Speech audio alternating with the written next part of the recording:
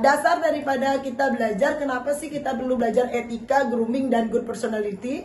Yang pertama itu dari teorinya James Clear. Itu jelas kita tahu bahwa orang yang datang kepada suatu perusahaan itu ternyata 20% karena nama perusahaannya, dan yang 20% karena produknya, dan yang paling tinggi adalah karena karyawannya.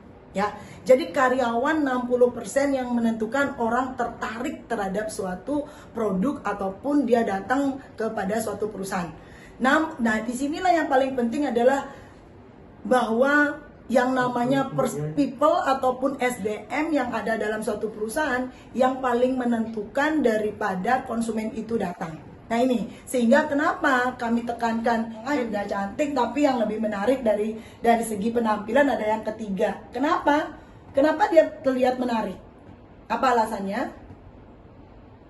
Karena pakaiannya sopan, Karena mencerminkan kepribadian yang baik. Ya, itu yang ada terlihat. Jadi coba sekali-sekali kalau kita pakai pakaian seperti itu yang terlihat dari orang. Walaupun mereka nyaman-nyaman aja. Hospitality adalah suatu sikap etika, keramah tamahan, kesopanan, keakraban, dan saling menghormati. Nah ini yang kita akan pelajari, bahwa kalau adik-adik nanti bergelut di bidang hospitality, adik harus benar-benar mengetahui tentang sikap atau etika, bagaimana kita ramah, sopan, keakraban, bahkan saling menghormati satu dengan yang lain.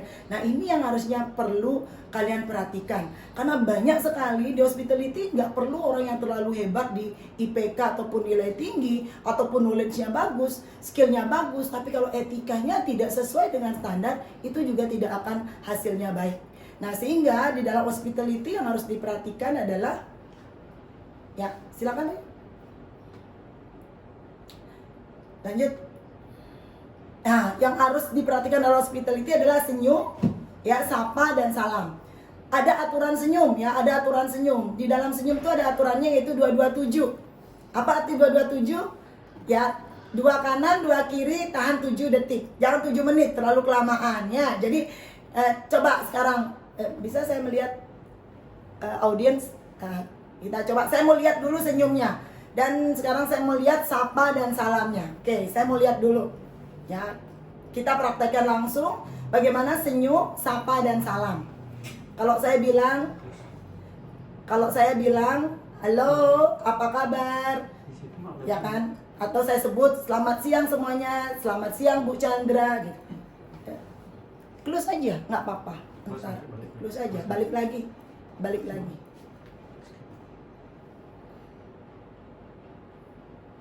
Oke, saya mau lihat dulu kalau saya bilang selamat siang semuanya,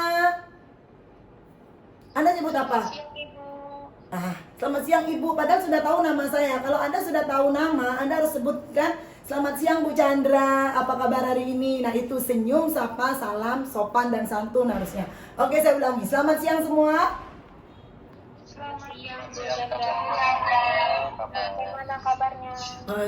Oke, yang senyum itu baru Sevania, ya. Yang senyum juga baru Raffi. Cewek-ceweknya mana senyumnya kok yang manis banget, cowok-cowoknya. Cowoknya yang manis banget. Tapi yang paling manis senyumnya adalah Genang, ya. Genang, oke Genang yang selalu dari tadi udah senyum banget ya. Oke, jadi kalau kita sudah tahu nama, kita sebutkan namanya. Oke, saya ulangi lagi. Kalau selamat pagi, semangat pagi, PIB, coba yel-yel PIB apa? Coba. Politeknik Internasional Bali? Belum ya diajarin ya? Belum ya? Marcelina? Gimana kalau misalnya PKKMB? Semangat pagi? Panitia gimana kalau diucapkan semangat pagi? Panitia? Coba Marcelina, biasanya gimana kalau PKKMB? Biasanya kalau panitia yang dulu kan semangat pagi. Ya nggak dibilang. Pagi. Oke, gitu ya. Coba ulangi dulu. Semangat pagi. Pagi. Sampai tangannya si Adi itu sampai dirubah tangannya biar dia kelihatan dia ke kanan kiri. Oke, PIB harusnya Marcelina harusnya punya quotes-nya. Kalau kita nyebut Politeknik Internasional Bali apa gitu, punya nggak Marcelina? Punya nggak? Politeknik Internasional Bali gitu biasanya, ya kan? Jadi harusnya benar-benar kalau saya bilang how are you, saya berpikir Anda harus punya quotes itu sendiri. Jadi coba saya ucapkan lagi, selamat siang semuanya. Coba Anda menyapanya seperti apa? Selamat siang. Mana senyumnya yang 7 detik 7 detik itu keep sebang semua itu. Tahu keep sebang, apalagi yang bukan dari Bali. Keep smile, not keep sebang. Jadi senyumnya. Selamat siang Bu Chandra, apa kabar hari ini? Tahan 7 detik. Ya, dan selamat siang Bu Chandra, apa kabar hari ini? Bukan begitu ya. Jadi harus membiasakan dengan senyum, sapa, salam. Oke, silakan lanjut, Rey. Nah, sehingga yang perlu diperhatikan, share screen ya. Oke, kembali lagi ke slide-nya. Oke, ya. Jadi yang perlu diperhatikan baru ketemu orang yaitu ada senyum, ada sapa, ada salam, aturan senyum 227. 2 kiri, 2 kanan, tahan 7 detik ya. Dan salamnya silakan menyesuaikan dengan institusi ataupun juga suatu perusahaannya. Apakah cukup dengan tangan di dada? Saya nggak tahu kalau PIB apakah tangan kanan aja yang di dada, silakan. Kalau misalnya simbol daripada kalau di kantor pemerintahan rata-rata dia mencakupkan 2 tangan yang di dada, langsung dengan menyebutnya selamat pagi, selamat datang di kantor Kodia Denpasar, seperti itu biasanya. Oke, kita lanjut. Nah, sehingga tugas kita apa? Nih adik-adik nanti yang bekerja di hospitality, tugasnya apa sih Bu Chandra? Tugas kita adalah semua orang datang baik dalam keadaan sedih, dalam keadaan marah, dalam keadaan takut, keluarnya harus sama yaitu senang. Anda bisa lakukan itu? Jadi apapun keadaan orang datang ke tempat kita, saat Anda bergerak di bidang hospitality, mau sedih, mau galau, terus mau baper, mau takut, mau cemas, dia keluarnya dalam bentuk yang sama yaitu senang. Anda bisa lakukan itu? Bisa nggak nanti? Bisa nggak nanti, Sang? Oke, ya. Jadi jangan baru orang yang galau, baru orang yang sedih, ikut juga Anda sedih, jangan. Apalagi pada saat orang marah, itu auranya sangat keras, jangan sampai kita juga untuk ikut marah. Kita lanjutkan. Oke, nah sehingga di dalam karakteristik hospitality ada tangible. Makanya nanti aturan di PIB itu sangat jelas ya, bahwa Anda harus diperhatikan groomingnya, biar cocok dengan gedungnya yang mewah. Ya kan, saya nggak tahu ya, nanti sudah tur kampus belum? Jadi biar cocok antara gedungnya dengan orang-orang yang di dalamnya. Jadi yang tangible, yang berwujud nyata. Yang berwujud nyata adalah penampilan kita, gedungnya, fasilitasnya, harus semua yang terlihat itu yang mendukung daripada hospitality. Makanya harus jaga grooming Anda, eye catching. Ya, tolong apalagi kita disebut kaum rebahan nih anak-anak. Harus tetap jaga, ya jaga yang namanya biar tetap olahraga nanti, sehingga nanti biar ketemu pada saat offline tidak ada lagu kamu siapa, biar nggak bingung ya. Jadi dari sekarang nanti saya akan foto dulu apakah nanti berubah nggak saat terjadi offline. Nah ini yang produk-produk nyata, makanya kenapa perlu memperhatikan yang namanya penampilan, karena sangat diperhatikan, apalagi kalau kita bekerja di hospitality.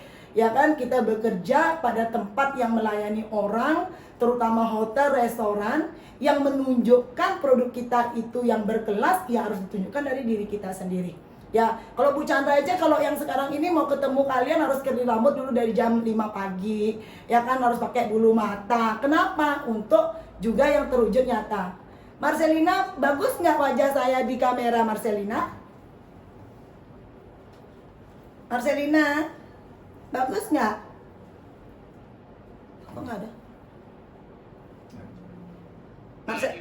Oke, ya. Terdengar jawaban saya bagaimana wajah saya di kamera? Baik, kelihatan. Oh, kelihatan. Ya, artinya walaupun kita dalam keadaan online, tapi kita tetap untuk menjaga tangible kita. Oke, kita lanjut dulu. Dan yang kedua, di dalam produk hospitality ada intangible. Intangible itu apa? Yang hanya untuk dirasa, dilihat, diraba. Nah ini yang harus hati-hati, karena banyak orang sensitif karena body language kita. Ya, gara-gara kita tidak senyum sehingga orang merasa tidak nyaman. Ada juga yang memang memelototin gitu sehingga merasa untuk seperti diselidiki. Jangan sampai membuat acuh tak acuh karena ini intangible yang sangat berpengaruh terhadap perasaan dan juga kepada pikiran. Makanya nanti kalau adik-adik semua datang dengan senyuman, dengan yang namanya keakraban, dengan adanya keramah tamahan, itu membuat orang jadinya nyaman di dalam pelayanan. Nah kalau udah datang dengan cemberut, marah-marah, sehingga intangible ini sangat mempengaruhi psikologi seseorang. Makanya harus hati-hati. Kalau tangible bisa kita rubah, tapi intangible kita harus latihan secara terus-menerus ya. Oke, kita lanjut dulu. Nah sehingga sikap kita dalam hospitality disebut mirror effect. Apa yang kita lakukan cenderung orang lain juga melakukannya. Makanya perilaku kita akan mempengaruhi perilaku orang lain. Kalau saya tadi datang dengan semangat pagi, jadi otomatis Anda semangat juga. Coba kalau saya datang semangat pagi, selamat siang, apa kabar? Anda otomatis juga terpengaruh terhadap body language saya. Jadi kalau Anda pingin yang namanya audien ataupun teman kita semangat, jadi diri kita dulu yang semangat karena ini adalah mirror effect ya. Kalau Anda senyum, yang datang senyum. Tapi kalau Anda dipukul, ya kan makanya ada TikTok kan yang masa bodoh itu ya. Kamu marah, aku diam. Kamu mukul, aku diam. Tapi kadang-kadang juga kamu mukul, aku sikat gitu. Jangan seperti itu ya tipe-tipenya. Tapi tergantung, makanya ini mirror effect. Jadi harus hati-hati sekali menjaga sikap kita. Oke, kita lanjut. Nah, kenapa kita perlu penampilan dan penampilan? Karena penampilan menunjukkan citra diri. Apalagi grooming ataupun kostum yang ada di Politeknik Internasional Bali itu keren banget. Jadi nanti yang cewek-cewek rapikan rambutnya, atur dia, terus pakai tata rias, pakai lipstick sehingga cocok dengan apa yang Anda lakukan. Begitu juga cowok-cowoknya ya, yang si pria.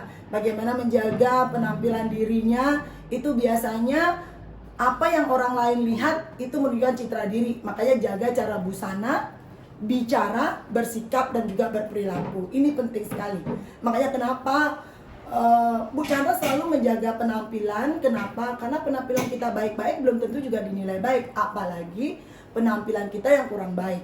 Makanya penting sekali yang wanita terutama kalau misalnya pingin mengikuti model kekinian dengan celana pendek harus hati-hati juga, jangan sampai auratnya semuanya terlihat ya. Mendingan sopan-sopan saja. Jadi yang sopan itu belum tentu kalah dengan yang terbuka, dalam artian persepsi orang yang harus dijaga, karena persepsi orang itu terletak dari cara melihat atau cara pandang yang pertama kalinya. Makanya citra diri harus kita perhatikan. Namun tidak semua penampilan yang bagus citra dirinya baik. Tapi penampilan yang tidak baik persepsinya pasti akan lebih buruk duluan dengan penampilan yang baik-baik saja. Makanya kalian juga harus menjaga itu. Karena pertanyaan sangat banyak. Bu, jangan nilai orang dari penampilannya. Betul, tapi penampilan yang memberikan kesan yang pertama. Oke, kita lanjut. Sehingga kesan pertama itu dimunculkan dari apa? 55% dari yang terlihat. Apalagi kalau Anda nanti interview, Anda nanti bertemu dengan orang, penampilan dulu mempengaruhi persepsi orang 55. Coba Marcelina Chandra misalnya, yang hari ini memimpin, nggak usah sisiran, nggak usah bedakan. Bagaimana Anda menghadapi audiens? Oh, ternyata pada saat acara seperti ini Anda nggak jaga penampilan sehingga persepsi orang kok kayak gini ya panitianya. Nah itu sangat penting karena terlihat 55% mempengaruhi persepsi. Lanjut. Yang kedua, terdengar. Ya, yang terdengar seperti apa? Oh iya, dia mahasiswa di PIB. Wih, kampus keren. Pasti orang-orangnya keren. Itu terdengar. Dia anak kuliahan. Dia anak mahasiswa yang baru jurusan ini. Apalagi yang tadi dibilang kuliner, seorang chef. Bagaimana tangan, kukunya juga harus bersih. Karena chef sekarang nggak ada yang lihat deh. Chef Anor, Chef Juna, Farah Queen, chef siapa lagi tuh? Chef yang chef siapa? Chef Renata. Bayangin, itu bukan masalah dia hebat, dia memasak, tapi karena dia didukung oleh juga penampilannya sehingga dia endorse beberapa produk, dia jadi bintang iklan. Makanya sekarang semua didukung oleh yang terlihat, eye catching. terus terdengar. Nah, selanjutnya yang diucapkan cuman 7% ternyata. Ternyata kamu pada saat interview, kamu ngomong dikit aja, kamu tamatan mana? Tamatan ini. Bisa ini? Iya, 7% mempengaruhi. Ternyata yang mempengaruhi yang terlihat. Makanya harus hati-hati sekali kita di hospitality ya. Makanya saya tertarik di hospitality karena apa? Penampilannya pasti keren, cara bicaranya, kesopanannya, attitude-nya. Makanya antara knowledge, skill, dan attitude itu adalah menjadi sinergi dan menjadi satu kesatuan.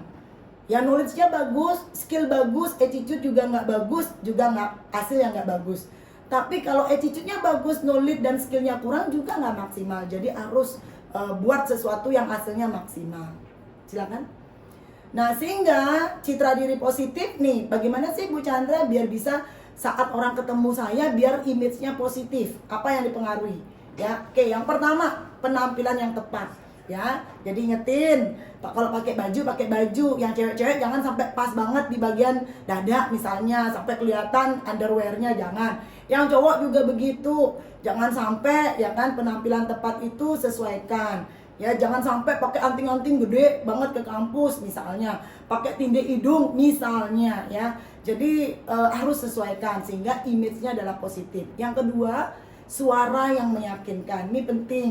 Kalau diajak ngomong, ya jawab, ditanggapin. Ini penting sekali. Kalau disuruh respon seperti tadi senam otak, ayo senam otak, itu attitude namanya.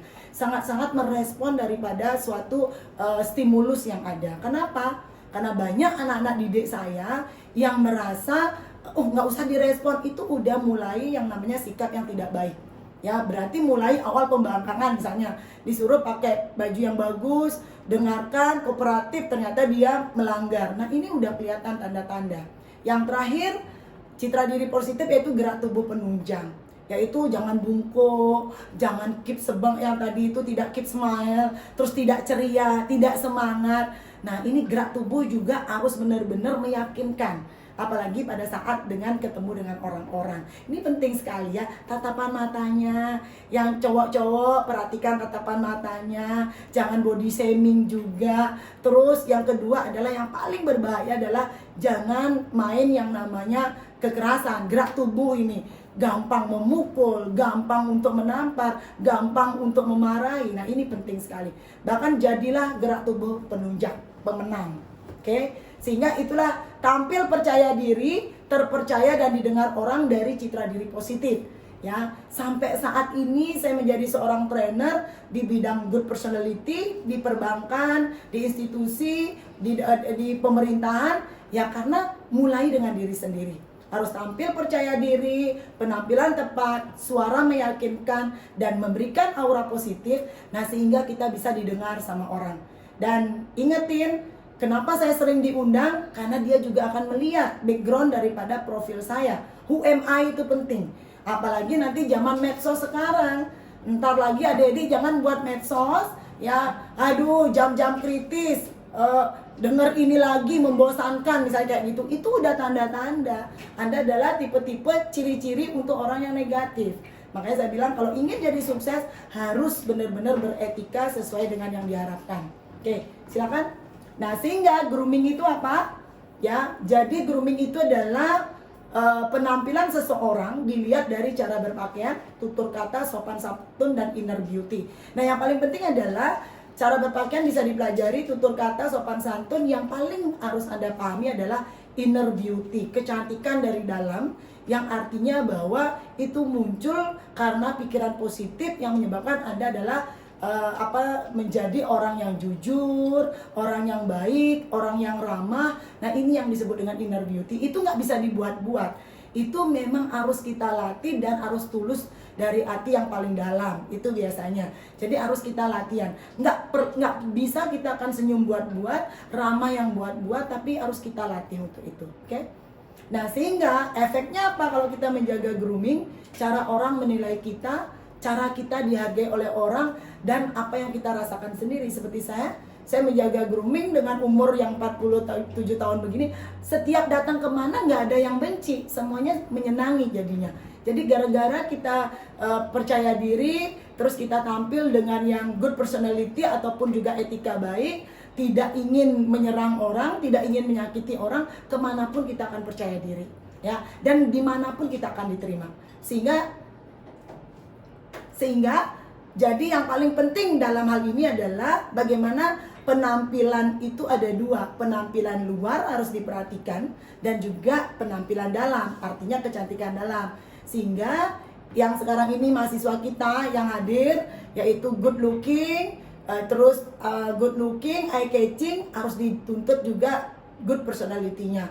Sehingga jangan sampai Anda di hospitality sampai tidak eye catching. Jadi harus benar-benar tunjukkan bahwa saya itu adalah memiliki kepribadian yang menarik, salah satunya dari grooming dan juga dari etika kita.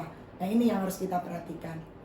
Dan sehingga di dalam perilaku karakter, yaitu karakter building, adik-adik harus merubah juga olah pikir. Jadi cerdaslah, ya, makanya bersyukur, tepuk tangan bagi yang kesempatan untuk kuliah ya, apalagi di Politeknik Internasional Bali. Harus Anda mencium orang tua Anda mulai sekarang, mengucapkan terima kasih karena banyak sekali anak-anak ataupun teman-teman kalian nggak bisa melanjutkan. Jadi olah pikir Anda untuk menjadi cerdas. Karena apa? Karena saya tahu secara teori kalau Tuhan mengizinkan orang sukses dari kebaikan saja ternyata nggak cukup. Ya, banyak orang-orang yang baik itu ternyata belum tentu sukses. Tapi kalau Tuhan memberikan sukses itu hanya dari kepintaran, ternyata nggak cukup. Kalau gitu orang sukses itu rata-rata profesor ataupun orang-orang yang penemu ilmu dan sebagainya. Ternyata enggak. Kalau juga Tuhan memberikan sukses itu hanya pada kerja keras saja, ternyata nggak cukup. Karena petani pun bisa kerja keras tapi belum tentu semuanya sukses. Jadi penggabungan sukses itu adalah bagaimana kita mengolah pikir kita. Harus cerdaslah di dalam suatu kehidupan. Cerdas menerima informasi, cerdas mengaplikasikan suatu ilmu yang didapat. Yang kedua, olah hati, jujur. Jujurlah dalam keadaan sekarang. Karena banyak anak-anak milenial sekarang di medsosnya tidak jujur. Sampai dia demi bergaya dia tertekan. Karena saking tekanannya sehingga dia banyak yang galau. Bahkan andilau antara dilema dan galau. Nah, ini yang harus hati-hati. Jujur aja dalam kehidupan apa adanya. Nggak akan ada orang yang marahi kita pada saat kita jujur. Yang ketiga, olah rasa, peduli. Peduli terhadap lingkungan. Peduli terhadap orang tua, peduli terhadap teman, apalagi di zaman pandemi seperti ini. Pedulilah gitu ya terhadap lingkungan, apalagi banyak sekali orang yang tidak seberuntung kita. Makanya saya bilang, pada saat saya ingin memberikan suatu keinginan kita, pingin yang lain, ternyata saat ini kita harus lebih banyak peduli karena banyak orang-orang yang belum seberuntung kita. Dan terakhir, olahragalah sehingga tangguh, biar fit ya. Biar nanti di hospitality, biar Senin masuk, Selasa nanti sakit, baru masuk seminggu, nanti sakit sebulan. Jadi harus olahraga, harus tangguh kalian. Sehingga badan Anda harus diolah, harus dilatih sehingga menjadi tubuh yang sehat, pikiran yang bagus, punya hati yang baik. Sehingga ini satu kesatuan menjadi modal daripada kesuksesan kita. Oke, sehingga di dalam karakter building, maka kita perlu juga melatih komunikasi. Dan ingat, persepsi kita belum tentu sama dengan persepsi orang lain. Seperti ada di gambar. Ya, ada orang menyebut angka 6, ada orang menyebut angka 9, itu sah saja. Asal tetap pada prinsip bahwa orang boleh berbeda persepsi terhadap diri kita, tapi yang tahu diri kita adalah diri kita sendiri. Jadi jangan sampai, sehingga teori saya, buka matamu, buka telingamu, tutup hati. Tidak semua kita harus mendengarkan omongan orang. Tidak semua harus kita balas omongan orang atau kritikan. Tutup hati Anda bahwa itu cerna. Kalau itu baik kita gunakan, kalau jelek ya kita buang. Seperti itu ya. Jadi buka matamu, buka telinga, dan tutup hati. Tidak semua berita ataupun kritikan harus kita terima. Bahkan pujian pun harus hati-hati. Karena banyak sekali orang sekarang muji-muji sehingga memanfaatkan kita. Makanya kita harus benar-benar punya pendirian. Kita lanjut. Sehingga di dalam komunikasi yang harus diperhatikan adalah bagaimana kita berkomunikasi untuk tidak menyakiti orang.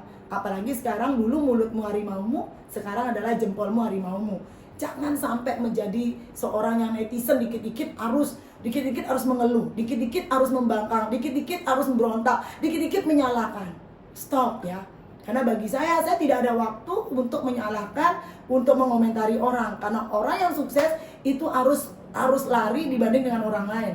Karena banyak orang yang gagal karena dia sibuk ngepoin hidup orang. apalagi yang suka di IG. Makanya saya bilang kalau kalau dia ngupload foto di wall itu lebih sedikit orang melihat, tapi kalau mengupload di IG story pasti lebih banyak.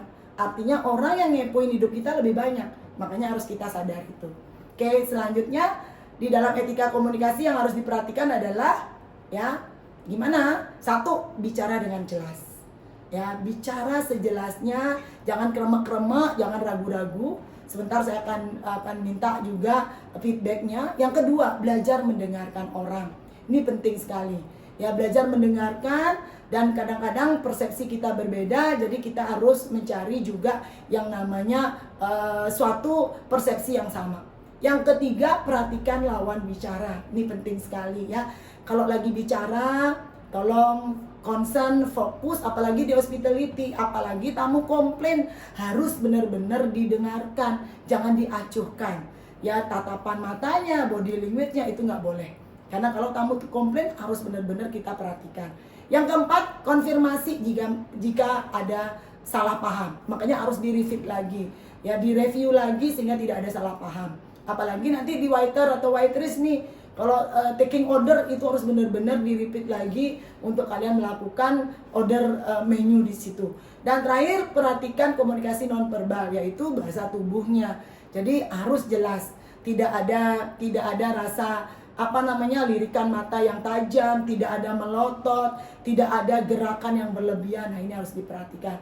Nah, sehingga di dalam good personality, kenapa komunikasi penting? Karena salah satunya yang menentukan daripada etika ataupun keberhasilan di hospitality adalah komunikasi yang baik, penampilan yang baik, dan juga menjadi positive thinking atau attitude yang baik. Nah, itulah materi hari ini. Mudah-mudahan kita bisa sharing sebentar, karena materi bisa saya share sehingga nanti yang lebih aplikasinya bisa kita melalui tanya jawab sebentar. Terima kasih dan tepuk tangan dulu bagi kita semua ya yang udah bergabung untuk sharing hari ini. Oke. Ayo, saya menunggu untuk dua penanya. Silakan, saya ke Marcelina mau atau langsung aja, silakan. Oke, kalau nggak ada di chat juga boleh. Silakan, matikan dah. Silakan yang mau bertanya tadi. Stop sharing aja. Stop sharing. Bisa disebutkan ya, Adik. Oke, silakan. Silakan. Terima kasih. Ya. Selamat siang Ibu Chandra. Ya. Nama saya Zafania Damayanti. Oke. Saya dari Prodi D4. Ya. Pengelolaan konvensi dan peristiwa. Ya. Saya mau bertanya Ibu, bagaimana cara menanggapi seseorang ketika kita sudah beretika baik, sudah berkomunikasi dengan baik, sudah berperilaku dengan baik terhadap orang tersebut, akan tetapi orang tersebut malah berperilaku sebaliknya, sehingga tanpa sadar kita otomatis berperilaku mirror effect. Ya, mirror effect. Oke. Ya, bagaimana untuk mengatasi hal tersebut? Ya. Terima kasih. Makasih Zevana, tepuk tangan buat Zevana dulu. Ya, oke. Itu sering sekali terjadi. Zevana, satu quotes buat Anda. Menanam padi, tumbuh rumput. Percaya itu? Menanam padi, tumbuh rumput, ya. Tapi saat menanam rumput nggak pernah tumbuh padi. Artinya apa? Saat kita berbuat baik, pasti akan ada halangan. Itu yang pertama, ya. Menanam padi, tumbuh rumput. Jadi pada saat kita tersenyum, tapi feedbacknya tidak tersenyum, berarti kita kurang melakukan terlalu latihan. Kalau kita good personality, kita akan continue melakukannya. Karena Bu Chandra sudah sering seperti itu. Artinya gini, aura positif itu tidak mudah menyebar dibanding dengan aura negatif, Sevana. Nah, pada saat Anda sudah mengetahui seperti itu, kita tidak bisa instan mempengaruhi orang untuk menjadi baik. Tapi kalau aura negatif itu langsung menyebar, betul ya. Nah, namun menanam rumput tidak pernah tumbuh padi. Pada saat orang berbuat buruk, dia tidak akan ada kebaikan di sana. Nah, sehingga kalau saya berpikir secara kontinu, contoh, Sevana ternyata sekarang selamat pagi teman-teman, nggak disautin. Besok ngulang lagi. Biasanya sudah ngucap selamat pagi, sudah senyum, nggak disautin, besok kamu balas. Salah. Nah, ini yang nggak boleh. Karena Bu Chandra itu melakukan sesuatu itu secara kontinu, asal itu adalah benar. Makanya disinilah pentingnya seorang motivator. Motivator nggak pernah lelah untuk melakukan sesuatu yang benar. Kecuali kalau udah 1000 kali saya lakukan dan itu tidak ngaruh, saya abaikan. Itu boleh. Tapi kalau baru 1 kali nggak disautin, 2 kali nggak disautin, belum. Sampai kamu 100 kali nggak disautin baru kamu tinggalkan. Memang karakternya yang nggak bisa berubah. Nah ingat itu.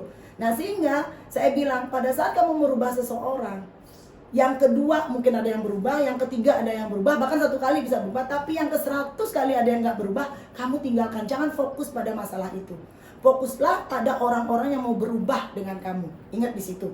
Karena saya selalu beritahu, saya tidak akan mampu merubah staf saya semua, nggak bisa. Tapi saya akan merubah orang yang mau berubah. Namun seorang motivator juga harus katakan, saat saya merubah orang dengan hal yang sama 100 kali tapi dia nggak mau berubah, berarti itu karakternya. Kita tinggalkan, jangan fokus pada masalahnya. Jelas Stefana ya? Jadi itu. Namun tetap mirror effect. Yang penting kamu sudah melakukan yang terbaik. Kalau orang tidak sama dengan kita, berarti dia memang dia yang seperti itu. Makanya ada Mario Teguh mengatakan, orang yang tidak baik itu bukan berarti saya berpersepsi, bukan berarti saya persepsi dia berubah. Ternyata cara kita memandang orang yang tidak baik itu yang berubah sehingga dia terlihat baik. Saya banyak sekali begitu. Jadi pada saat orang nggak senyum terhadap saya, saat saya sudah rubah tapi nggak senyum, ternyata saya yang harus merubah diri saya, bahwa orang itu saya terima dengan apa adanya. Gitu aja. Jadi aman kan, hidupnya simple sekali. Jadi jangan berperilaku merubah orang yang kita mau rubah padahal dia nggak mau berubah. Jadi fokuslah pada orang-orang yang mau berubah. Jelas ya Stefana ya? Mudah-mudahan bisa ya Stefana ya. Mudah-mudahan bisa paham ya. Terima kasih. Ya, makasih ya Stefana. Tetaplah menjadi orang-orang yang memberikan aura positif. Aura positif itu adalah ceria, semangat, terus sopan, terus selalu bergembira. Nah, itu tidak semua orang mampu. Makanya saya bilang kalau orang aura negatif adalah mengeluh, judes, mengkritik, terus apalagi ngepoin orang, terus bully. Nah, itu aura negatif. Bahkan banyak orang yang tidak bisa saya rubah karena memang udah karakter. Dan itu juga bukan tugas saya semuanya. Jadi tergantung kita. Jadi rubahlah yang mau berubah terhadap kebaikan. Seperti itu. Oke, terima kasih. Ya. Terima kasih. Oke, lanjut. Siapa lagi? Ayo, siapa lagi? Yang pria dong. Ih, cantik banget. Stefana cantik banget. Silakan. Ayo, ada lagi mungkin. Bagaimana buat ya? Waktunya sudah habis. Oh, habis ya. Oke. Bisa TikTok sekali nggak? Ayo kita TikTokan yuk rebahan. Ayo TikTok sekali mau nggak? Boleh. Oke, yuk kita TikTokan yuk. Ayo kita TikTokan. Cowok-cowok nggak apa-apa, gaya suka-suka aja. Pingin aja. Diawali dengan senang. Nah, sebelum kita berakhir, makasih sekali lagi, sukses buat kita dan satu kunci ya. Kalau Anda ingin sukses, jadilah pribadi yang baik. Karena kunci sukses terletak pada etika kita, bukan sekedar knowledge kita atau skill kita. Jadi orang-orang yang berpribadi baik, orang-orang yang awalnya akan menuju kesuksesan. Oke, kita akhiri dengan TikTok. Yuk, ayo biar ada yang tahu TikToknya. Tahu? Yang itu tahu? Oke, dengar ya, ulang. Yuk ulang, yuk siap. Yuk ulang yuk. Ayo, yang bagus saya kasih kuota. OVO ya, saya kasih OVO. Nanti di chat untuk tim saya ada di sini. Ya oke, ntar saya pilih yuk. Ya biar ada kenang-kenangan. Biasanya saya selalu bawa sesuatu. Yuk siap. Ya. Oke, suka. Ayo. Asik.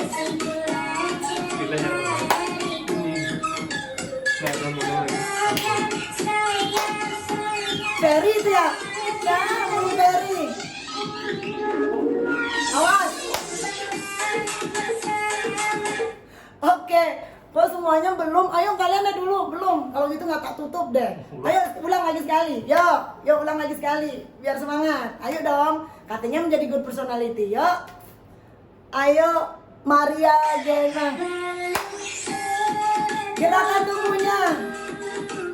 Sentuh lagi.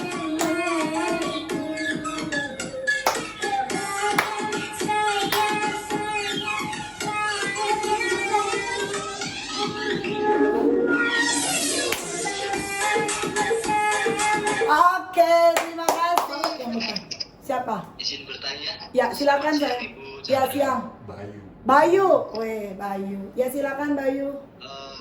Mau bertanya, jadi apakah etika berkomunikasi di media sosial itu juga memerlukan aspek-aspek seperti tadi Bu? Karena kan kita interaksi di media sosial juga Ya. lebih, pengaruhnya juga sudah besar sekarang. Ya, betul.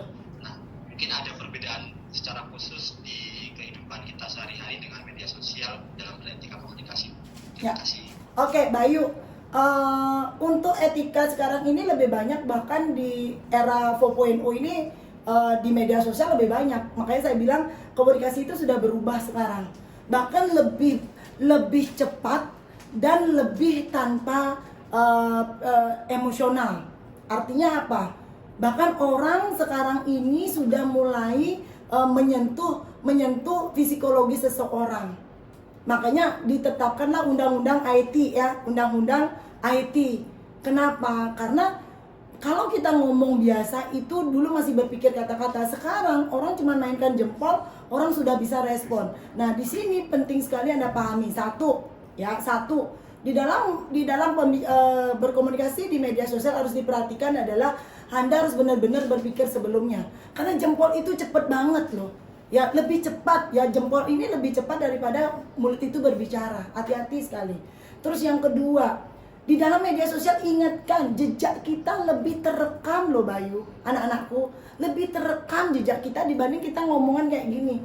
Memang terkadang tidak menyakiti langsung, bisa menampar, tapi kalau terekam itu bisa masuk dalam undang-undang IT tersebut. Makanya saya bilang takut sekali saat saya bicara di kelas, misalnya ini mohon juga diperhatikan, banyak juga saya di kelas harus hati-hati sekarang karena semua pakai handphone, semua bawa mobile phone, sehingga bisa ngerekam, bisa apapun. Kadang-kadang kita tanpa sadari. Dulu kita bicara dengan begini kan kita bisa mikir, tapi lewat handphone nggak bisa mikir lagi, semua terekam. Makanya ada rekaman jejak digital kita. Makanya di sini harus penting sekali kalian yang anak-anak sekarang, walaupun dengan mobile phone itu sangat cepat, harus tetap menjaga. Kalau memang nggak perlu dijawab, jangan dijawab. Makanya saya bilang, saya tidak pernah menjawab WA kalau nggak ada namanya, kalau nggak ada menyebut namanya dari mana. Kenapa? Karena bagaimanapun orang bisa menyatukan dari di lewat media sosial. Bahkan saya tidak akan menerima pertemanan kalau tidak ada profil. Ingetin, ini paling penting. Media sosial profil Anda juga harus jelas ya. Jangan pakai foto-foto orang-orang lah. Walaupun wajah kita apa adanya, pakai aja. Ini biasanya. Coba kita lihat. Siapa di sini yang calon chef? Jadi kalau berkomunikasi di media sosial dari sekarang, buatlah Anda aktif untuk menentukan siapa saya. Contoh kalau Anda mau jadi calon chef, jadi FB kalian, IG kalian yang memang harus diisi dengan menunjukkan diri kalian. Nanti di situ ada FB-nya Bu Chandra, Chandra Excel Organizer. Di situ pasti FB saya adanya tentang trainer, terus adanya tentang kuliah, berarti orang tahu bahwa saya seorang dosen. Nah, tolong mulai sekarang ganti dulu profil yang nggak benar, ganti. Terus kalau misalnya, apalagi kalau ngelamar kerja, yang pertama ditanya adalah pasti media sosial Anda. Pertama kali Anda ditanya, apa media sosialnya, nggak sempat Anda menghapuskan. Hati-hati di situ. Makanya hati-hati komen. Nanti pada saat Anda ngelamar kerja, Anda akan dicek dulu media sosialnya. Kalau Anda suka menjelekkan kampus Anda, berarti dia juga nggak akan menerima Anda. Kampusnya dia dijelekkan, apalagi perusahaannya nanti. Makanya harus hati-hati. Profil buat jangan bohong-bohong, nama, tanggal lahir, foto. Terus paling penting adalah Anda mau menunjukkan siapa diri kita. Mau jadi tukang makan, mau jadi tukang masak, apa mau jadi waiter atau waitress atau bekerja di hospitality, itu ditunjukkan sehingga membranding nilai kita. Nah, itu aja yang saya berikan tipsnya. Dan tolong sebelum mengetik apapun harus selalu waras, sadar, karena media sosial terekam sampai kapanpun. Dan ini yang banyak terjebak orang-orang. Oke, itu aja Bayu ya. Mudah-mudahan bisa dipahami. Dan sekarang rapikan dulu medsosnya. Ya, di IG, dan jangan mati suri FB-nya, IG-nya juga jangan sampai mati suri. Jadi harus update karena banyak perusahaan yang melihat kita dari profil kita.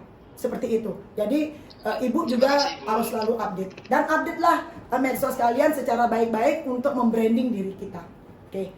Gimana Chandra? Sudah? Rasanya narasumber kedua sudah hadir? Ya.